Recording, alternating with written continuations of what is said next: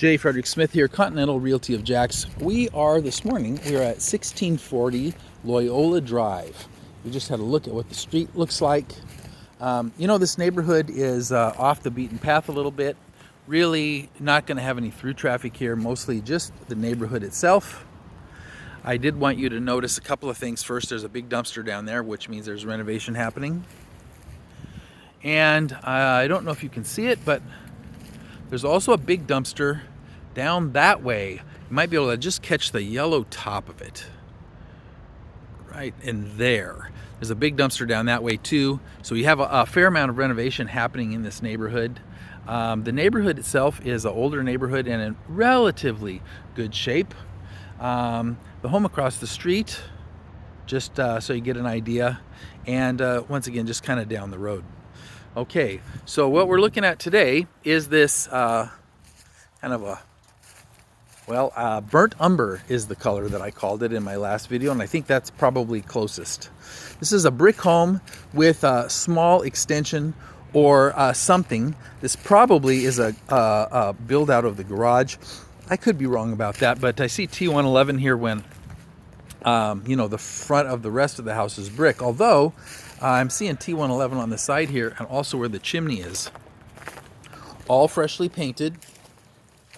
Okay, so we're back here in the back corner and we're back to the brick and block portion of the house. So I'm not sure why we've got this particular piece in the T111 siding, which, by the way, I don't really like that. It's wood siding, and the kind of weather that we have here is not really conducive to the survivability of wood siding. So anyway, that's just my opinion. Definitely some debris on the roof. We'll try to get back a ways in the very large backyard, see if we can get a look and see what that roof looks like. We do have some of the original windows still in place, where the panes have just got some putty around them to hold them in place. Windows like this, it's fun. I mean, if it opens, it's on hinges. If it opens, it's fun. But the problem with this kind of window is they don't really insulate, which means that you're going to have some heat loss in the winter and some cold loss when your AC is on in the summer. Nice, large concrete patio in the back. And there's the compressor. We'll take a look at that here, I guess, real quick. The exterior vent for the dryer.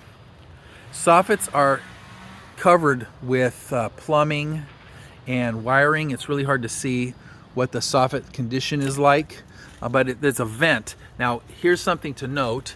Anytime you have an opening in your soffit vents like this, that is an entrance for birds or bats. And I'll tell you what, if you get a bat infestation, you are going to hate that. This is definitely something that you want to get fixed right away. This light isn't exactly the safest looking either. Probably needs to be dismounted, a new light put up there. Not just the bulb, but as you can see, the entire light is actually not mounted properly to the box. Looks like that box might be overflowing a little bit with wire. Okay. Usually, when you see a line that's insulated like this one, then there's a reason why. Maybe it's a hot water line. I don't know, but it's copper. I also see some PVC here that looks like a drain, maybe for the water heater. So if this is the water heater that's here, that would mean that this is a hot water line. It's not hot right now, but maybe that's what it is that we're talking about, is a hot water line. And if that's the dryer, then it would be appropriate that would be a line for the hot water tank. Okay, I got distracted. Here's the compressor, some debris on it, some acorns from the oak tree, some other debris.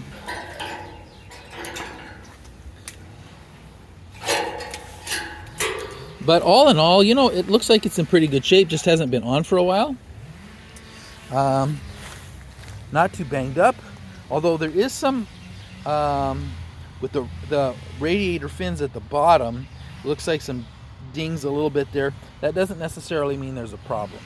Okay, it really doesn't. So and the cutout for it. That's great. DirecTV dish probably needs to go. Now this big lot, I like the size of the backyard. It's all chain link, although the chain link is 3 feet. It's not 5 or 6 feet high, which I would certainly prefer. But this is the shorter chain link. It seems like it's mostly intact, except for back here in this corner. Not sure, you know, what happened, but it looks like maybe we had a tree fall or something happened and crushed it. That would be my guess. That's what it kind of looks like here, right? Is the tree. Here's the fence, and the tree there looks like it just pushed it down.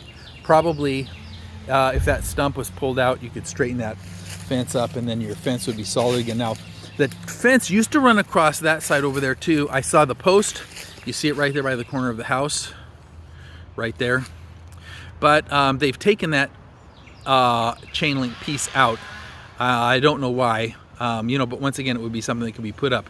There is a single post for a clothesline.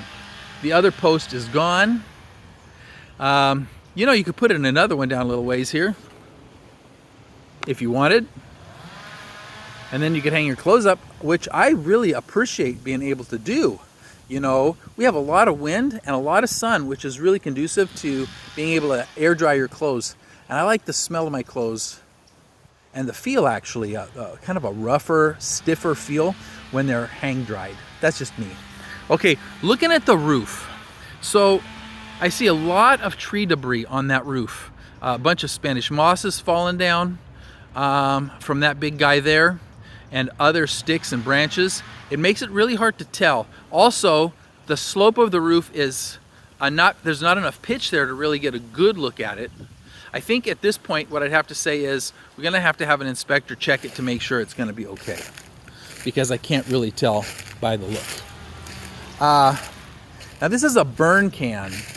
It's been out here for a while, but this can, once upon a time, was specifically set here to burn rubbish. I can tell that because it's been stabbed a bunch of times with something to knock air holes in it, right? That's why. And there is a lot of debris stacked up on the top of that guy.